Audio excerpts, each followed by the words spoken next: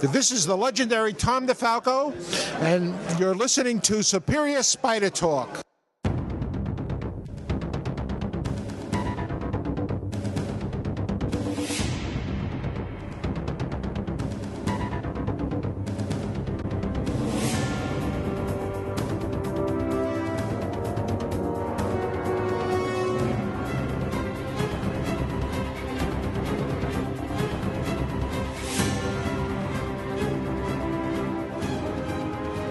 Hello and welcome to the Superior Spider Talk. My name is Dan Gvozden and I am the editor of GrindMyReels.com. And I'm Mark Ginocchio, the editor of the Chasing Amazing blog. Thanks for joining us for the 24th episode of Superior Spider Talk. We hope you enjoy this podcast and that it provides an intelligent conversation between two fans and collectors and a special guest, as we hope to look at the Spider-Man comic universe in a bit of a bigger picture. Yes, Dan, we have quite a special guest today. For episode 24, we'll be talking to David Morrell, author of First Blood. That's a book that's the first appearance of Rambo back from 1972 for all you novel-reading folks out there. And then also the upcoming new Amazing Spider-Man 700.1 and 700.2, also known as Spider-Man Frost, also known for all you solicitation readers out there as The Return of Peter Parker. Woo! Peter Parker is back. For now. Well, guys, if you want to skip to a specific section and get right past our banter, you can just use the chapter selection arrows on your player. And also, if you hear this sound, please check out your iOS device for a link to an article, video, or image to enhance your listening experience. So, Mark, why don't you tell me a little bit about how you got in contact with David Morrell for this interview? Well, I wish it was the most exciting of stories, Dan, but it's kind of fun. I actually, David randomly started following me on Twitter a couple of months ago, and I looked up his profile and was like, oh, this is really awesome. The guy who wrote Rambo is following me on Twitter. I should follow him back. And within maybe a week or so of that happening, Marvel announced. It was in that teaser in the letters page of, I think it was Superior 14 or whatever, where they were talking about resurrecting the Peter Parker Spider-Man series as a miniseries, and they talked about the Spider-Man Frost story there. Of course, that's not what Marvel ended up doing. They're doing it as these point ones a few months later. But point being is I reached out to David and was like, oh, I see you followed me, and there's a Spider-Man connection here. I should have you on my show. And with a little bit of back and forth and some technical help from you too, Dan, right? Oh, yeah. I taught him how to use Skype. we were bringing everyone together via Superior Spider Talk, but no, we were able to set this interview up as a way to kind of plug this upcoming series. And I got to say, based on the upcoming interview you're all about to listen to, this sounds like a really unique, special story that's going to be. I mean. Besides special and unique, I mean, is there anything else you can use to describe it, Dan? I mean, this feels like it's going to be a story unlike anything we've had in terms of Spider-Man comics. Yeah, the closest thing that I can think of is Paul Jenkins. But, I mean, I think we should just let them listen to the interview because, you know, I think you can sense how excited he is, which I think has me very excited, and, you know, how excited we are just listening to him talk about this story. All right, well, then take it away, David Morrell.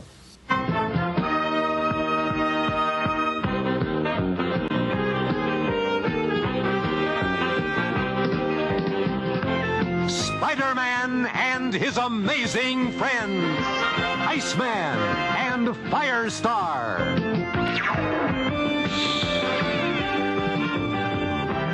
Well, we're here in Superior Spider Talk with a special guest today. It's David Morrell. David has scripted the upcoming Amazing Spider-Man .1, 700.1 and 700.2.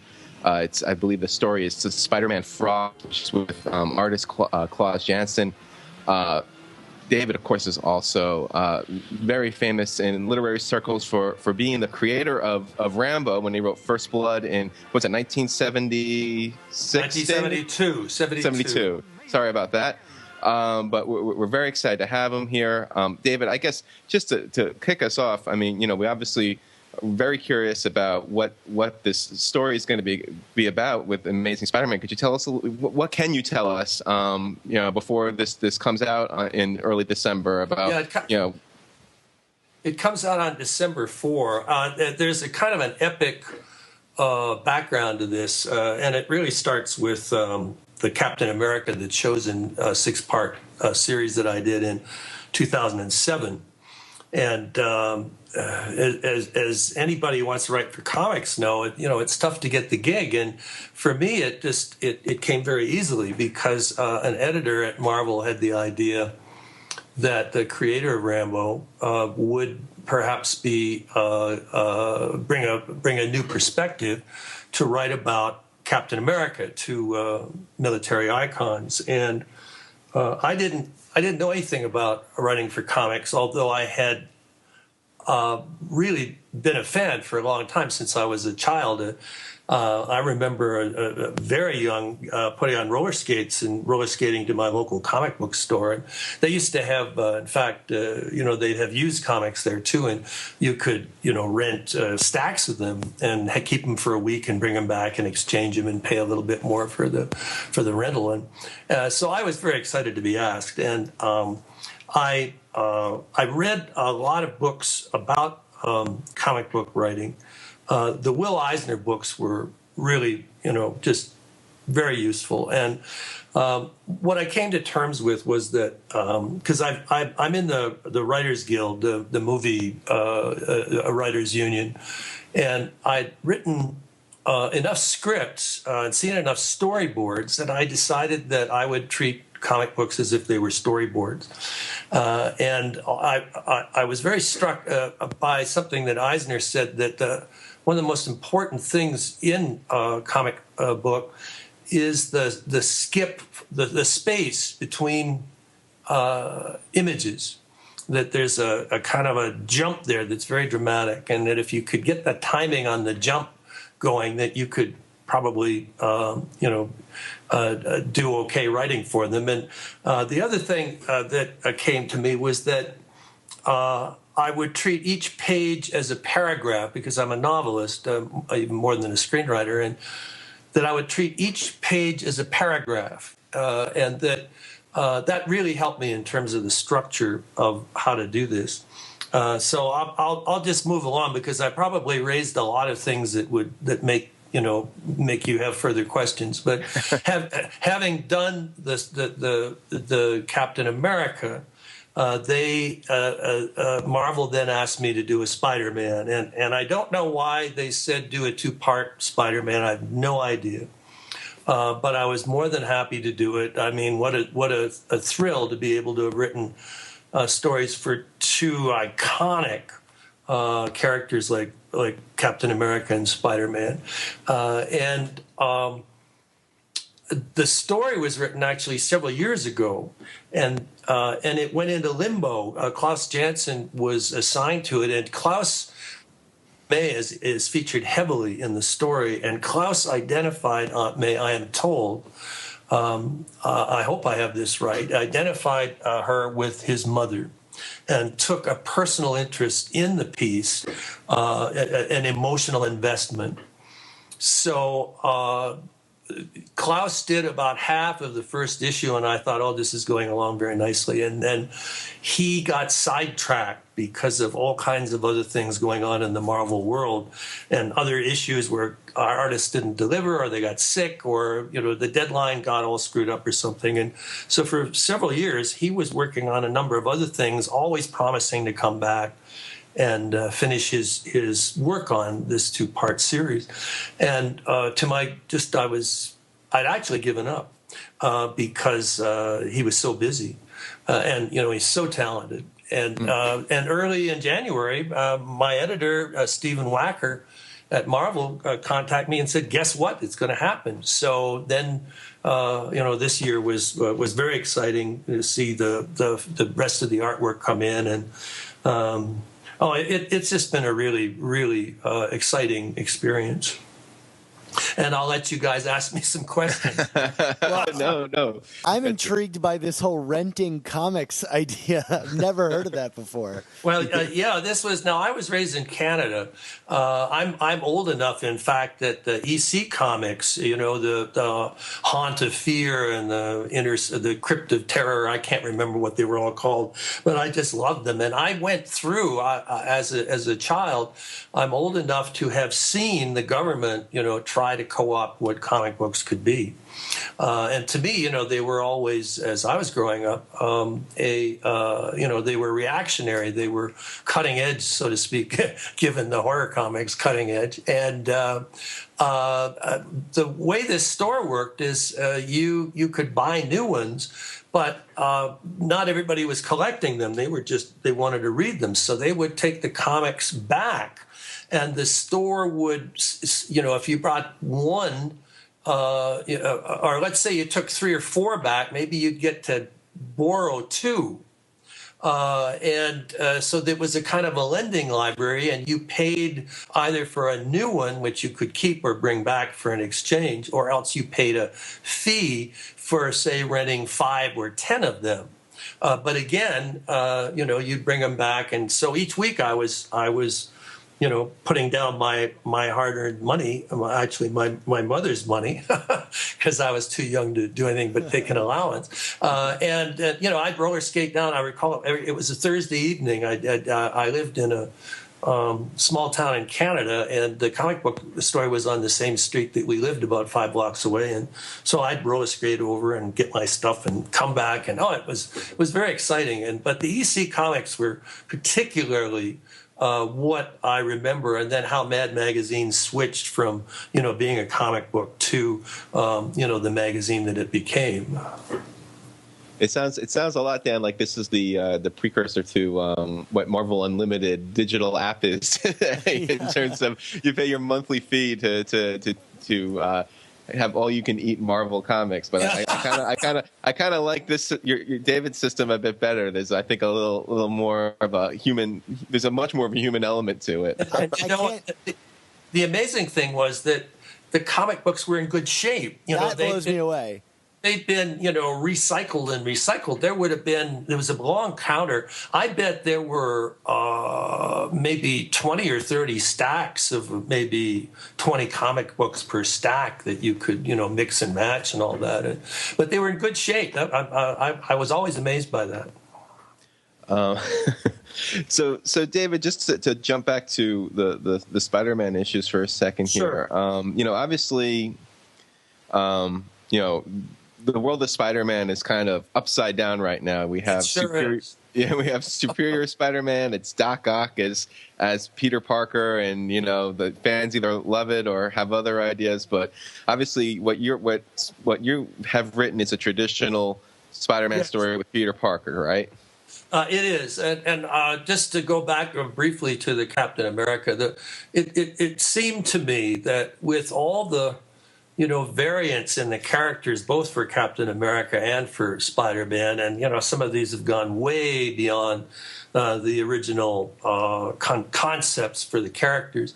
And so what I wanted to do for Captain America was go to the heart of the Captain America story, which is basically, what does it mean to be a superhero named after the United States, who has been performing at an extreme heroic level since after Pearl Harbor, and I mean, how can that wear you down? These people can die, they can get sick, and so I just kept wondering about Captain America, what the toll would be personally for the effort he had selflessly put in for the country and for the world. So I brought the same thing to Spider-Man, which is, all right, he's been doing this a very long time.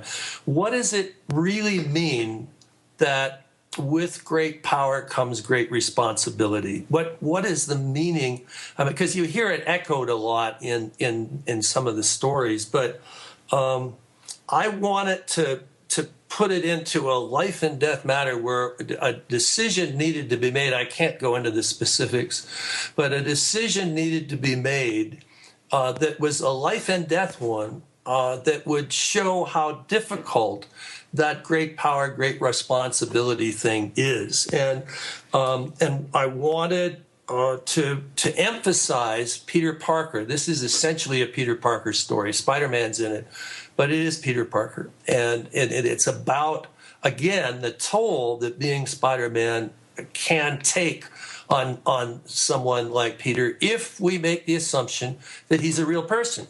And it seems to me that often in the comic book universe, it's not everywhere. I mean, we're talking about Marvel, but we can talk about DC or Dark Horse or what have you. It seems that often, just as with movies these days, the special effects took over and people forgot that these were characters that we want to identify with and care about. So that was my goal, to try to do this, having him perform heroically, Spider-Man, but to do it in a way that we would believe it and that we would care about the outcome of what was happening, and that it wasn't just a lot of running around. So that was basically my goal. Can you give us any bit of a tease as to what to entice us for these stories? Well, I can in this regard, because the title kind of gives it away, Frost. And there have been, I know Marvel has released a few, publicity items about it. It's about a major blizzard that hits New York City, and what would happen if Aunt May were a primary casualty in the blizzard, and the sacrifices that Peter Parker, Spider-Man, has to make in order to rescue her. That may even be more than I should talk about, but it's an epical journey, and it's a very revealing one. And if you were I wrote it to try to give it the kind of unity. It's basically 60 pages of writing, and I wanted to give it the unity that I would bring to a short story that I was writing or a novel, so that if people read these two in tandem, and then read them again, they're going to see all kinds of devices that I use to unify the piece, and all kinds of, almost Joseph Campbell type hero with 1,000 faces archetypes, bridge crossings and things of that nature, rebirths, literal rebirths in the story that have what I hope emotional power. How do you feel about it being sold as these amazing Spider-Man 700.1.2s instead of as its own standalone Spider-Man Frost idea? Well, what I understood from my editor was that this story, which had been gestating for a bit, I mean, I'd written it, but then, as I explained, Klaus, the artwork he has done for this is just extraordinary. And the colorist, I regret that at the moment his name skips my mind. The colorist has put a degree of color and call it warmth. Given that this is a blizzard story, the warmth in it is amazing. I mean, I just gasped when I saw what these folks had done.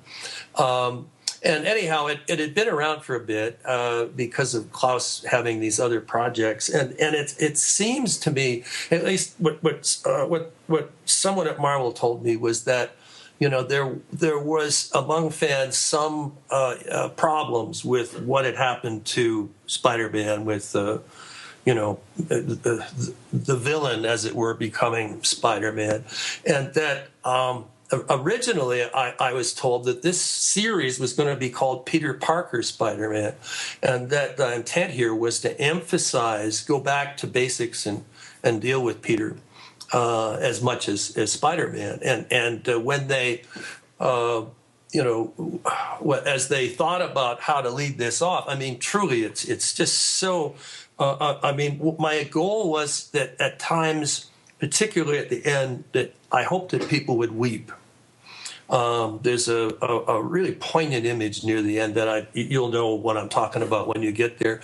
And when I saw it, I mean, I didn't even know it was coming, but when I saw it, I kind of had a little catch in my throat, a little gasp, and then I actually, I felt, that feeling you have in your eyes before you might weep. And I know this might sound like exaggeration, but it's a very, very poignant story, very realistic, very human, and in parts even poetic.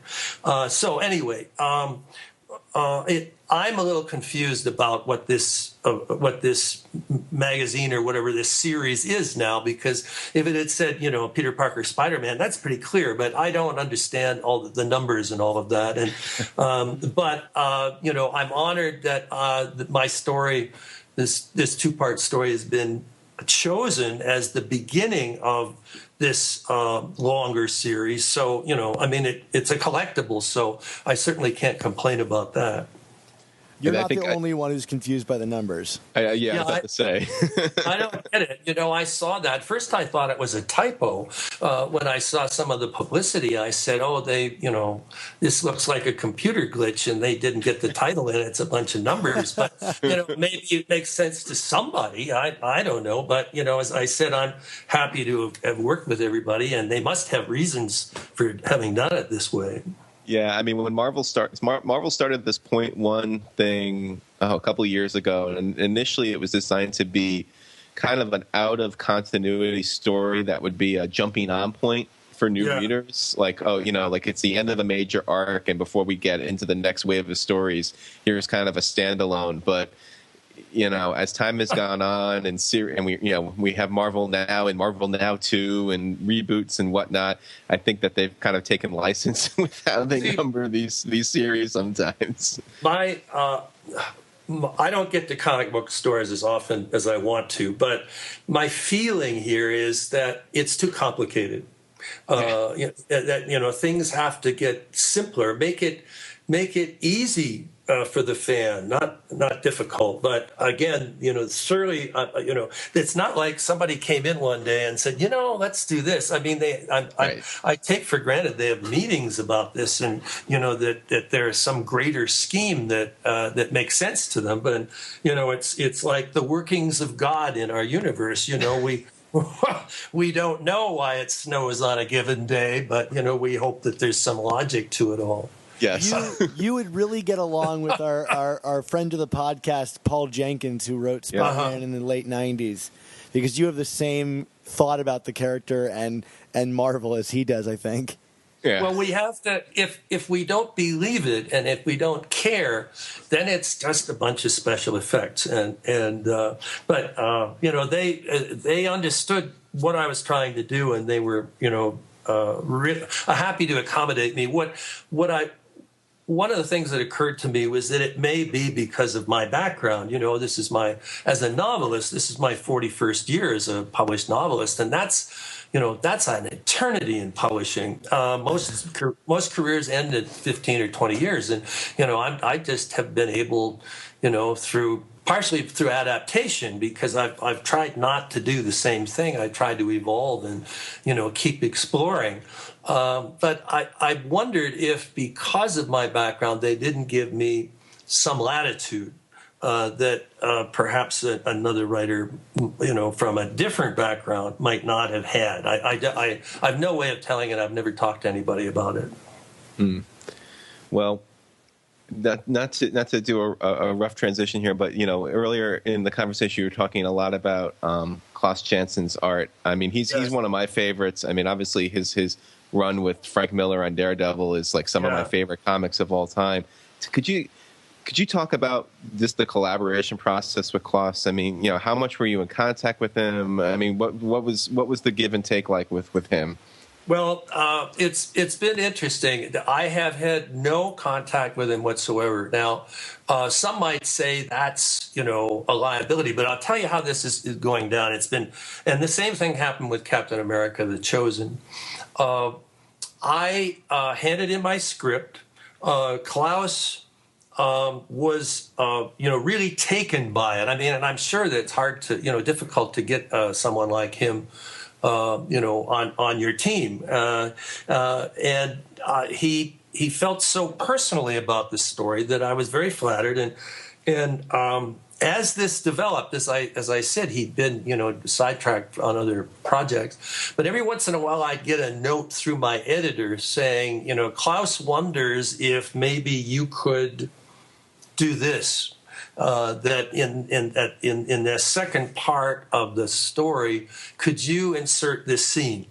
And I don't want to say what it is because it's one of the joys of the piece. It really, it's a kind of all-star kind of scene, and I understood immediately what he was getting at, and of course, in the old days, as you know, writers just did a story and kind of a couple of paragraphs, and the artist went with it, and somebody supplied captions. But the things are different now, and the method I use is to choose how many panels there will be per page, and then to describe what happens in every panel.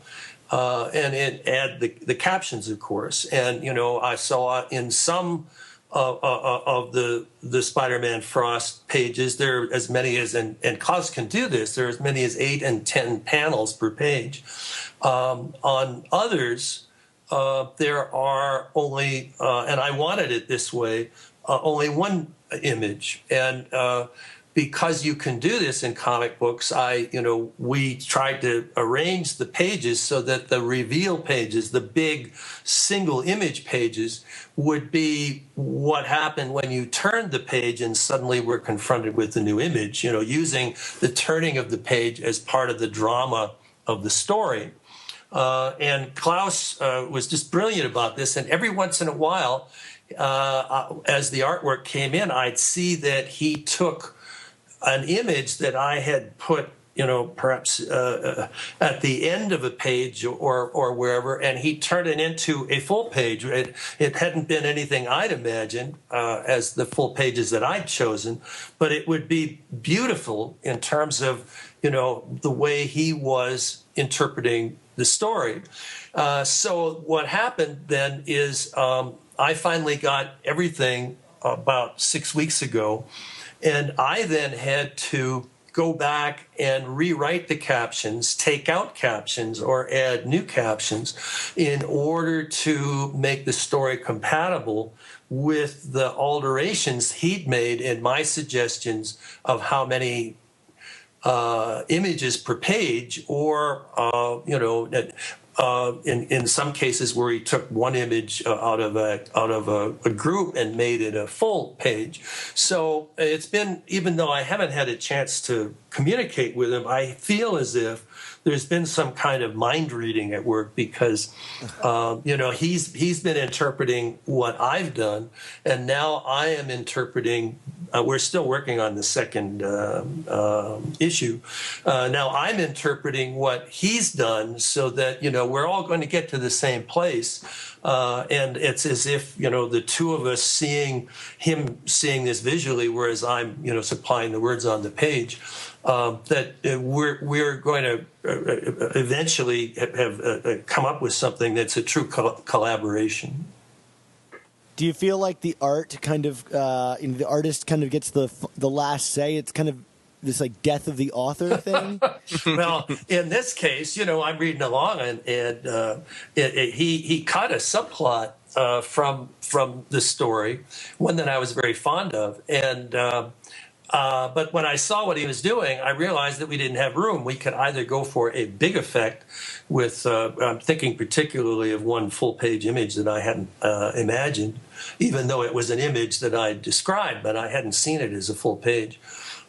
So because of these adjustments that had to be made, it's just been a very, very creative experience, and now I'm the images trump everything, of course. I mean, the reason we look at a comic book is for the quality of the images. So, and I'm when I see something that what he did, and it was, we're talking about 3 or 4 page adjustment that he made, and when I saw that, I thought, okay, this is very good. I have to get back to work and figure out how to adjust the story and, put in explanatory captions or take out captions or what have you. And but as I said, it worked out. I'm really happy about this.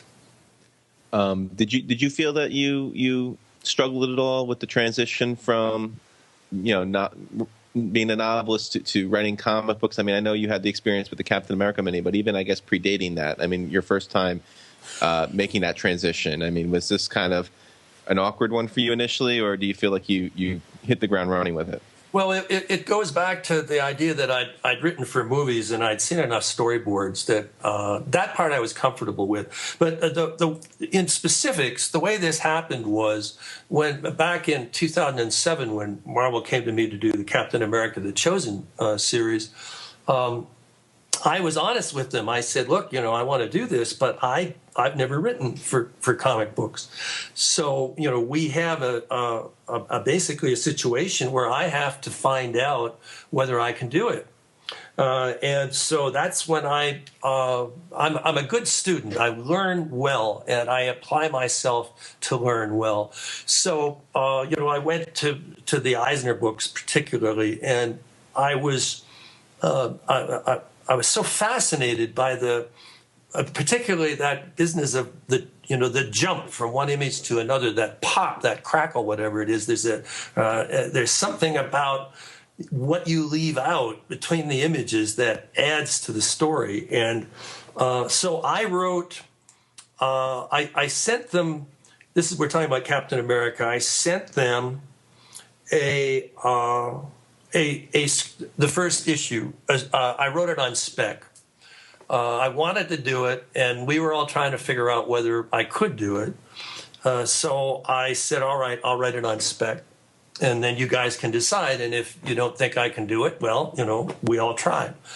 And they were they said, yes, you can do this. But we're nervous because this is about the Afghanistan war, and we think it's too political. And I said to them, well, look, I don't know anybody who objects to the Afghanistan war.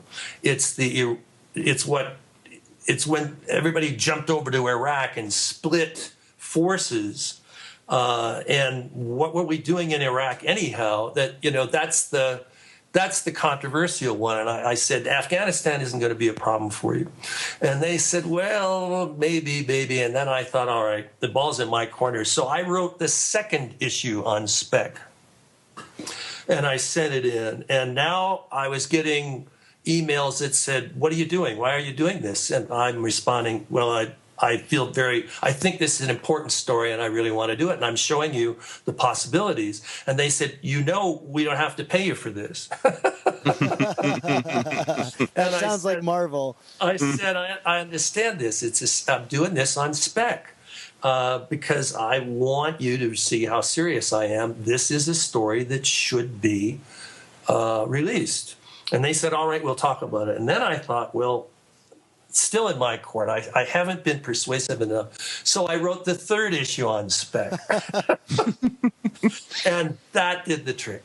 They had half of it. I was writing, I wasn't getting paid.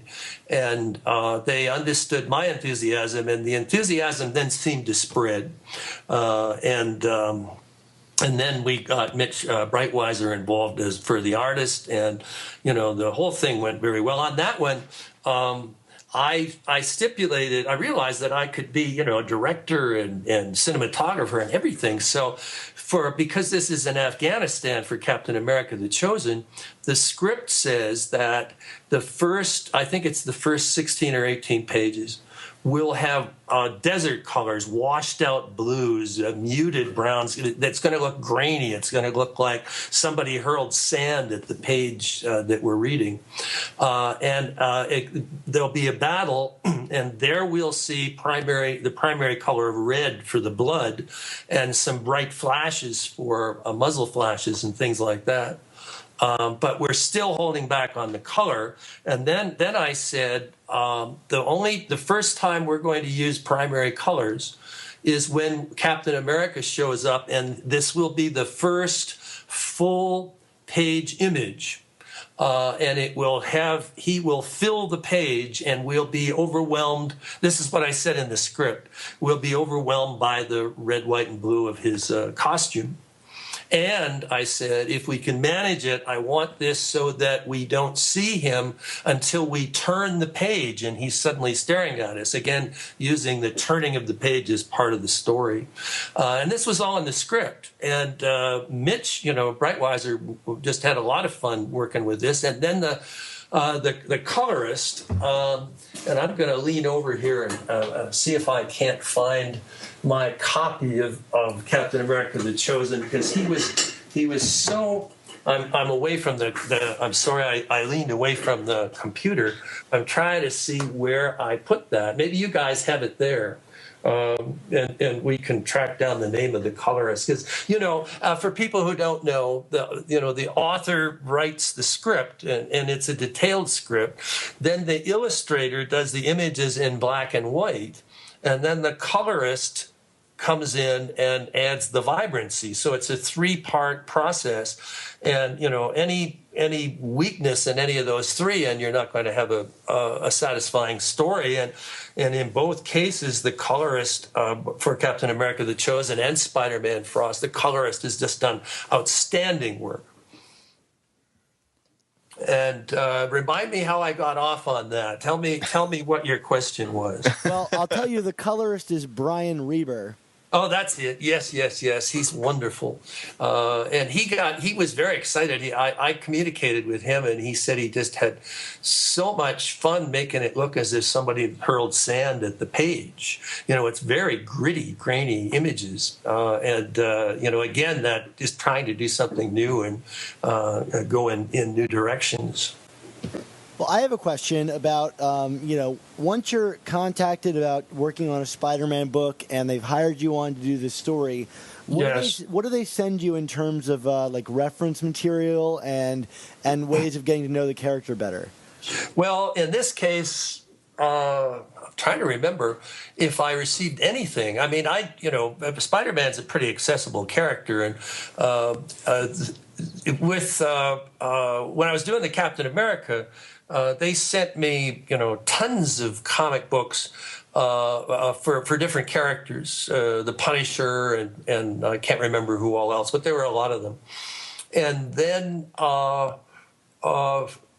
they sent me just a whole bunch of Captain America pieces so that what I wanted to do was kind of encapsulate his career in that story, and that 6-part story. So it was really, really helpful to get all that. And let me just tangentially say that Marvel was also very good about another suggestion I had, which was that when the 6-part Captain America: The Chosen series was released in book form, that they allowed me to write an afterword for it, telling, kind of my odyssey into the comic book world, and also allowing me to provide the script for the first issue. I had an editor friend when Captain America came out in comic book form, not in the collected book form, and he looked at some of the issues and he said, "Well, you didn't have to do much writing, did you?" And I thought, "What's he talking about?" And so I asked him to elaborate, and he says, "Well, there's hardly any dialogue." and I said, But this is a visual medium. My goal is to tell the story first visually, just as you would in a movie, and then to use the captions, what he called dialogue, in order to add texture and continuity to the images. So I thought it was very important in the book version, all 6 issues collected, to have that script for the first issue to educate my fans who might not be comic book fans what's involved in how detailed and painstaking it is to write for this medium. So I talked to some executives I was at Comic-Con that year, and in fact they gave me their an award there. I was very touched to receive their Comic-Con award, and anyhow, when I was speaking to the Marvel folks there, and they said, "Sure, if you want to put that in, let's do it." And so it adds a whole lot of value. And now in this one, gosh, wouldn't it be nice if we could, I don't know, it's just not enough there to have these both come out with me writing another essay and putting the script in. But it is 60 pages. So what I'm doing, my local comic book store here in Santa Fe, which is called Big Adventure Comics, I'm going to do a signing with them on December 4 when the first issue comes out, and then I'll do a follow-up one the next month for the second part. But what I've decided to do is, for people who come to signings and what have you, that I'm going to give out signed pages of the script, so that people can, again, I dare say some fans even don't know how painstaking and detailed a script can be. And, it's like an extra bonus. And I think people will be real happy to get these signed script pages. That sounds like a lot of fun.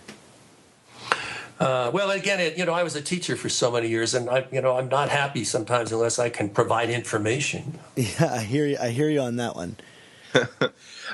David, I just wanted to ask you about, when you talk about the characters that you've worked on in comics so far. We have Captain America, we have Spider-Man. I mean, these are obviously 2 of the great comic book icons that are out there. Now, obviously, in your work as a novelist, Rambo is a huge icon in his own right, pop culturally. Pretty big icon, yeah. Yeah. So was it like kind of, I guess servicing your own icons versus having to write somebody else's icons? If it weren't for Rambo, I wouldn't be doing these. Marvel wouldn't have thought of me. It is. Somebody was talking to me about Rambo a couple of years ago and pointed out something that was rather amazing to me when I thought about it. That in the 20th century, if we look at thriller characters who were in novels and then adapted to movies, and hence were disseminated around the world, that there were only 5 that reached that kind of iconic status. There was, in chronological order, there was Sherlock Holmes, Tarzan, James Bond, Rambo, and Harry Potter. When this was put to me that way, I was stunned. It's a true statement. But I mean, I think you get the idea, as we talk, that I'm not stuck on myself. This is a profession to me. It's a vocation to me. It's, I care about stories and I do my best. And you can't always tell when something will hit or when it isn't. You just treat it each time with the same degree of discipline and seriousness. And it's out of my hands that Rambo became what he is. The novel First Blood was published in 1972, which, as I mentioned earlier, makes this my 41st year as a published author. And then it wasn't until 10 years later that the movie was made. But in the meantime, the novel had been taught in colleges and high schools and universities and all kinds of places. I mean, it had a place already, and then the movie, just sort of built upon that. And again, Rambo died at the end of my novel. He died at the end of the first version of the movie. But when they showed it to test audiences, the test audiences got very upset because they were thinking of Sly as being like Rambo, or I'm sorry, like Rocky. And, would Rocky die? No. Well, then Rambo can't die either. And I mean, that was the sort of logic. And so what they did was reshoot the ending and bring him back to life. They went back up to British Columbia and shot a new ending. And it was only then, and the picture was such a big hit, it was only then they said, you know what, we can make sequels.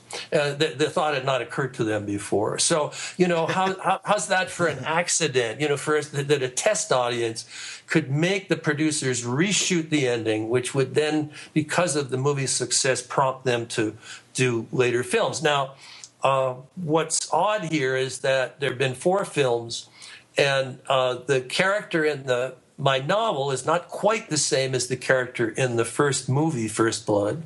He's certainly not the same as the character in the second and third films, because, the intention of my novel and of the first movie was to show the cost of being in combat.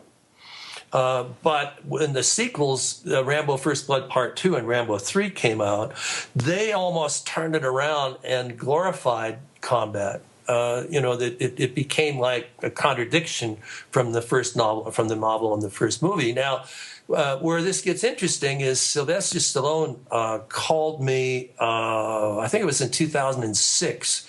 The fourth film came out in 2007.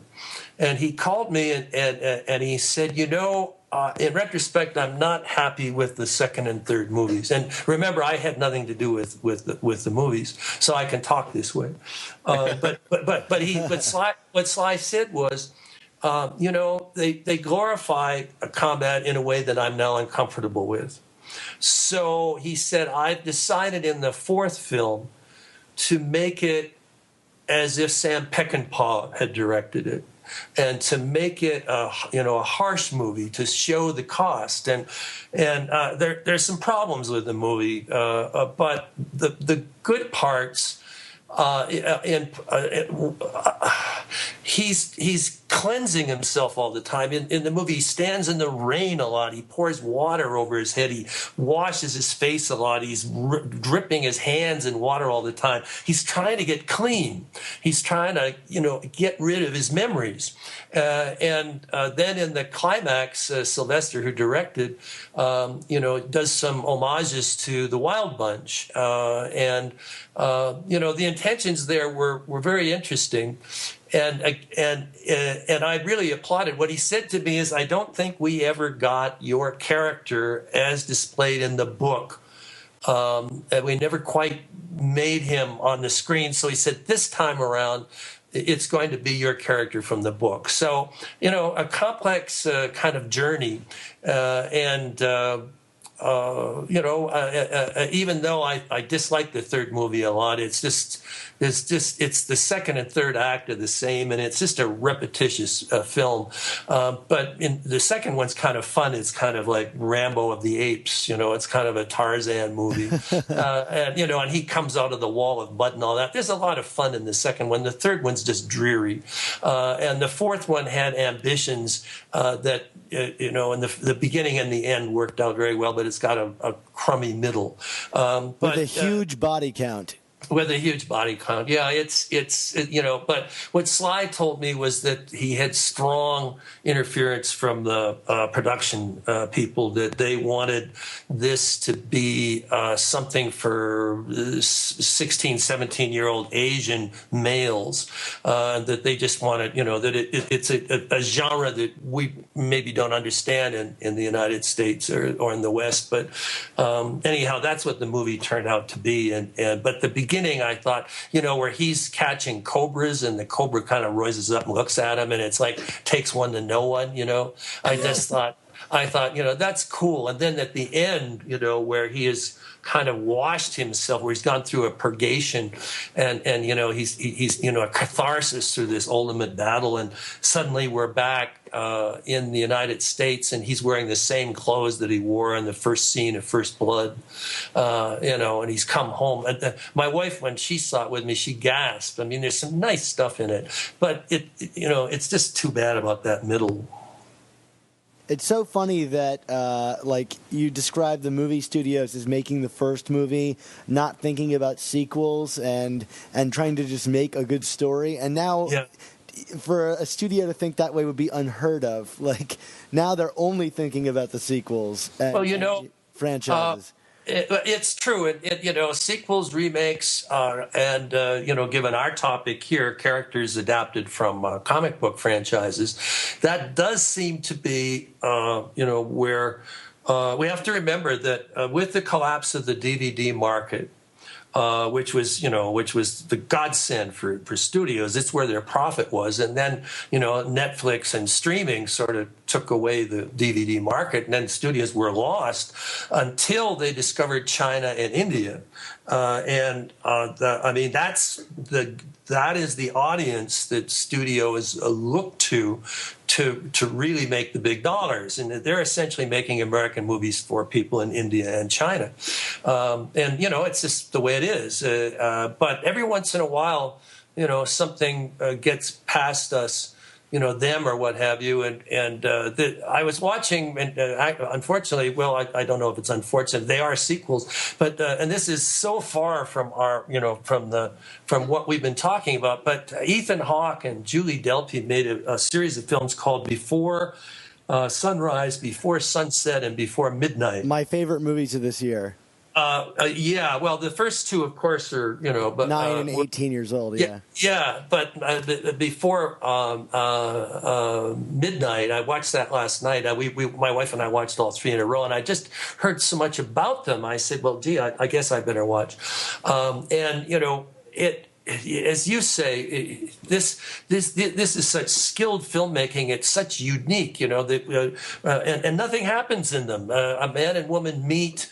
And spend a night together wandering through an exotic city. And 10 years later, they meet again and share a few hours. And 10 years after that, I'm using, round numbers here, and they meet again.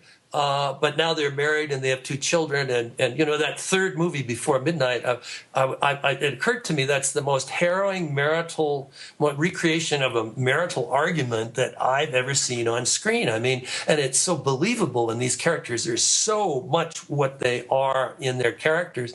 So, again, this is, somebody going from Captain America and Spider-Man to look at this, they'd say, well, wait a minute, it's just 2 people talking. But I do think that, whoever was responsible for this had a lot of courage, and I think they made the movies for a reasonable price and probably made some money on them. Lord knows, I even talked about this on Facebook today about how much I like these movies. So, God knows we love comic books, but we don't, we don't want the studios to do nothing but big special effects films. Well, David, I also don't want to take too much more of your time, but I mean, I do want to talk. If we can kind of, as a third act here for the conversation, focus a little on Spider-Man. Now, you don't have a ton of experience with Spider-Man, right? I mean, you've read some stories, but I mean, can you talk a little bit about your relationship with the character and, anything that you did to kind of, dive into the story that you worked on here? Well, see, I didn't think... I mean, sure, I've read some some Spider-Man comics, but, God, my heavens, there's so many of them, that would be a career in itself. I've seen the films, some of which are better than others, obviously. But I knew the origin story, right? And I knew, it's Peter Parker, it's Spider-Man, it's Aunt May, it's, poor Uncle Ben got killed. Peter is haunted by this. With great power comes great responsibility line. I didn't need much else. If I wanted to do a piece about Peter and Aunt May, I didn't need much else. And then it became a question of, how to tell a story that tested his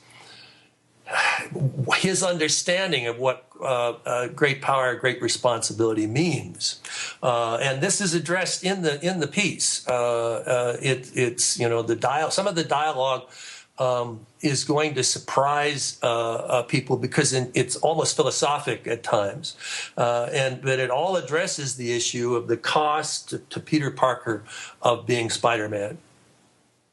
And I mean, do you think you have future Spider-Man stories to tell, or Peter Parker stories to tell? I mean, if Marvel came back around and said, let's do this again, I mean, would you want to tackle this character again, or do you think that? Oh, sure. Or another one. Again, all has to be. It has to be whether I am fascinated by the mechanism that makes the characters work in the first place. Rather than just having a lot of leaping from building to building. I want people to understand. I want people to be inside this guy. And I mean, there's a scene. I don't think this gives anything away in terms of the story, but there's a scene where he has been out, doing what Spider-Man does, and he's come home exhausted and free. He's frozen, and he's in the shower, hugging himself, shivering. And we have a close shot of the Spider-Man costume lying on the floor of the shower stall, as water runs over it. Now, I suggest that might be the most realistic detail that's ever been in a Spider-Man comic book. I don't know. It's certainly specific. Yeah, no, it sounds great. I mean, I think we're definitely all looking forward to this. I think we're also used to a certain level of storytelling that I think it's going to be fun to see something that's approached, a little differently with some new voices, right, Dan? Yeah, absolutely. I mean, it sounds like, David, your take is almost completely opposite of what we get in the normal Spider-Man series. Not that we can't get emotion there, but they move so quickly and so fast-paced, much like your big special effects extravaganzas. So, I know my favorite stuff is these quieter tales that really look at the character. So, I mean, just talking to you, I'm very excited for this now. What my recommendation, of course, the artwork is so really beautiful that people will want to flip through it just to see what a great job Klaus and the colorists have done. If I had my wishes, people would take the first issue and hide it somewhere, and then wait to the second issue and then read them as a continuing story, building and building and building, so that the catharsis at the end will have its full effect. Or as an alternative, if people want to read the first one, then read it again before reading the second one. Because honestly, I worked very hard to establish a unity here and to a continuity, sort of latent images that I'm not saying this very well, but in second reading that some of the devices and the scenes and the details in the scenes that I chose will rise to the surface, and people will see how they're functioning on a for lack of a better word, an archetypal level. But I was so pleased to have that shot of Captain America, or of Spider-Man's costume, dirty and all that from everything he's been doing, and there it is in a pile. I just love it on the floor of the shower stall. I mean, that's I don't know if there's ever been this degree of intimacy for the character, and there are several very long scenes in which Peter and Aunt May just talk, but what they talk about, I think, is so fascinating that people will be genuinely touched by their relationship. Awesome. I can't wait to read it. I don't even want to know anymore. I just want to read it. Well, you're very kind. You can sense my enthusiasm, and the proof is in how people react. But at least this wasn't something that was tossed off. This is the product of a lot of good intentions. Great. Well, Well, David, before we let you go for good, besides it's December 4th and December 11th at your local comic book shops by Amazing Spider-Man. Oh, wait a minute. No, but hold on. Maybe you know something more than I do. Are these coming out that quickly? I thought they were coming out in January. First one in December and then the other one in January. Are they coming out within 2 weeks of each other? Within a week, these are 2 of 5 special one-shot issues that they're releasing. It's 700.1, 0.2, 0.3, there's 5 of them total, right, Dan? Yeah. Am I ever glad you told me this because some people have are buying this as Christmas presents, holiday presents for people and what have you, and and I was thinking, gee, this is too bad. They got to wait a whole month. It's only a week.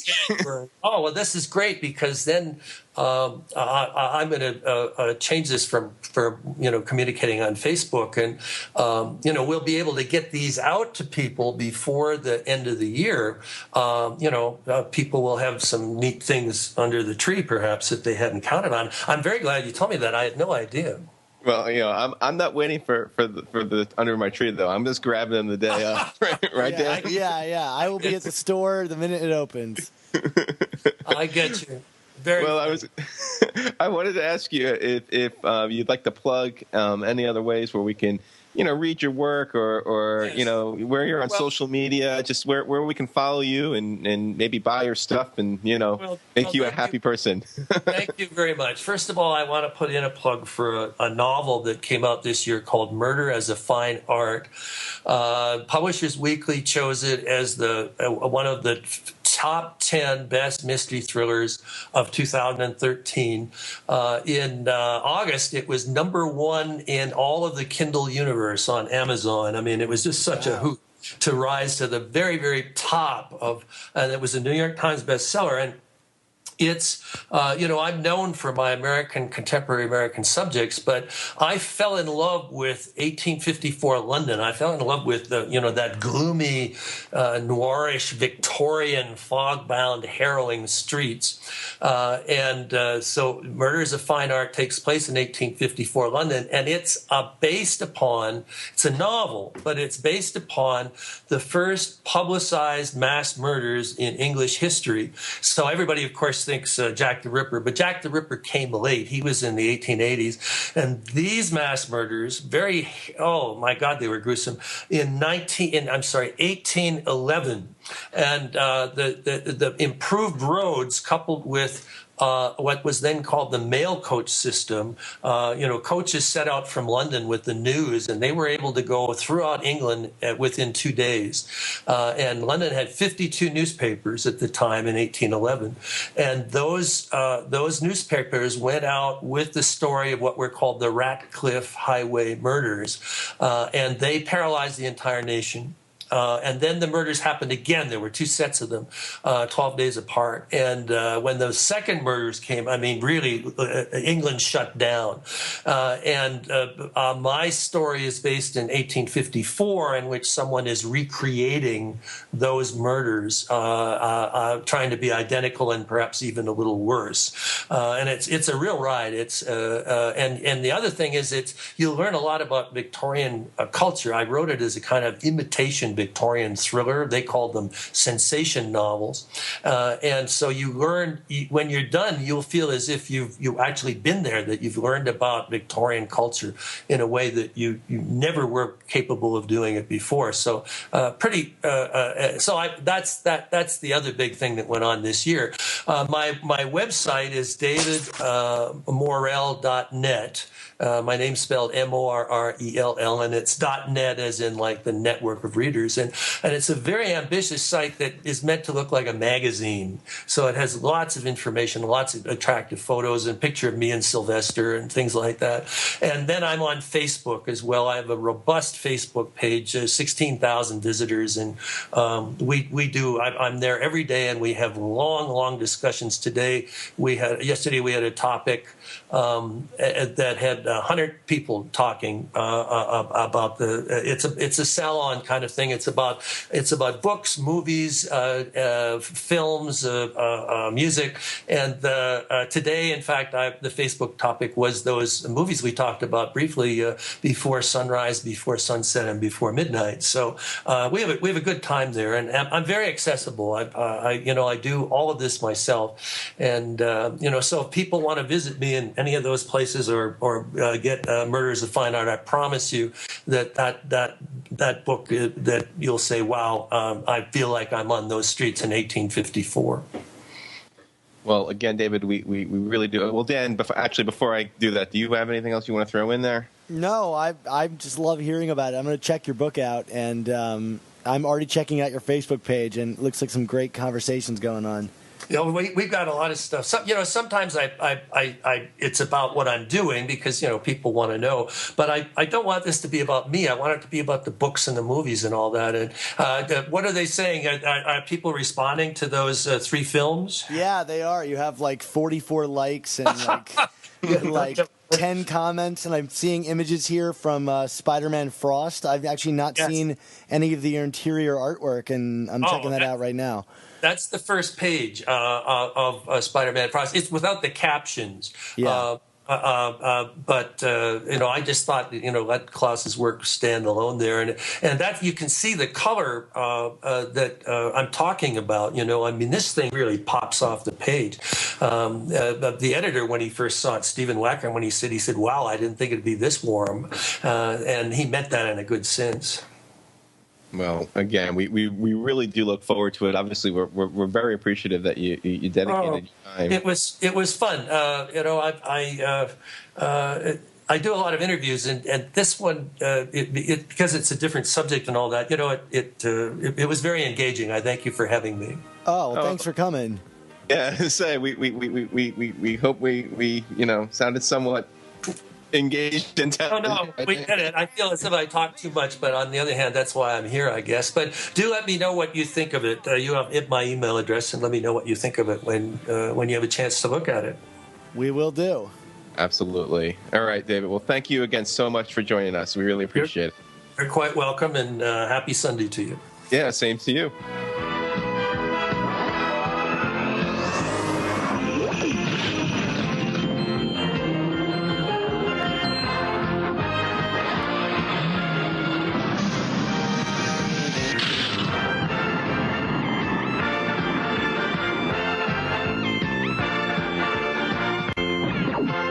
Spider-Man and his amazing friends.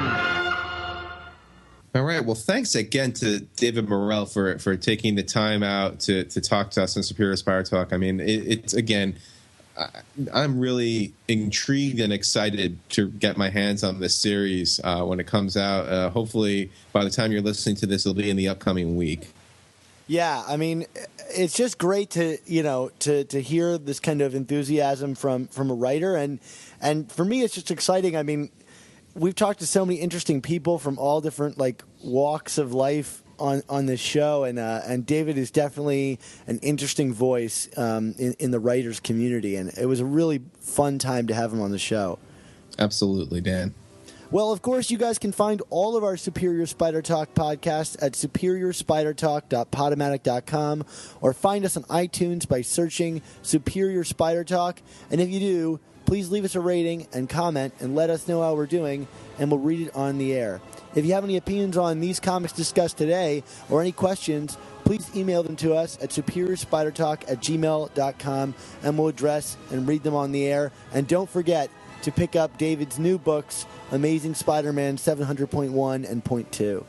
Yes, and also be sure to check our Facebook page at facebook.com/Superior Spider Talk.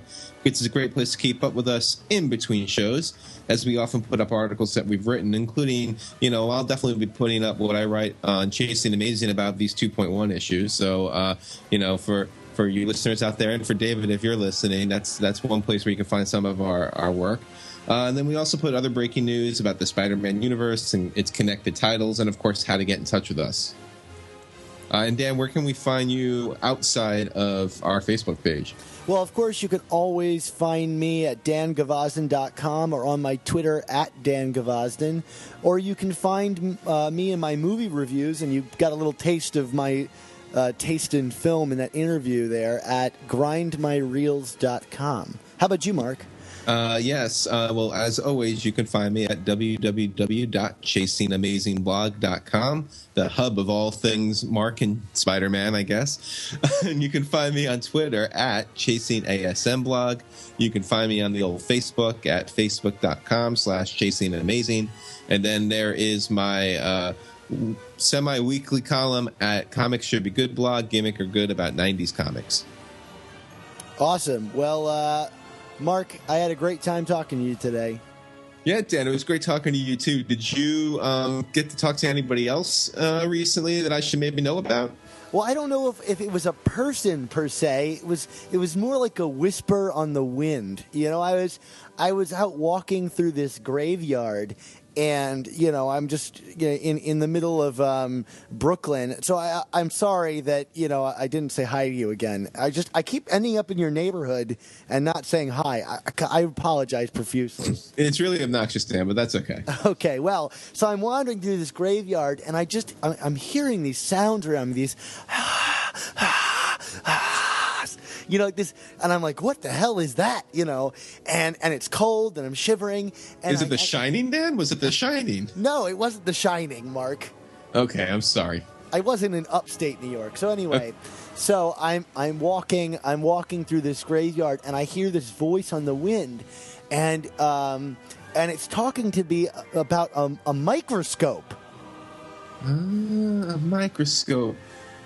I think I know what you're talking about, but it's funny. I was in the same graveyard and I saw some kid walking away with a microscope. That was the microscope I left at my Uncle Ben's grave because I wanted to remember him and his mantra, which is, with great podcasts must also come superior spider talk.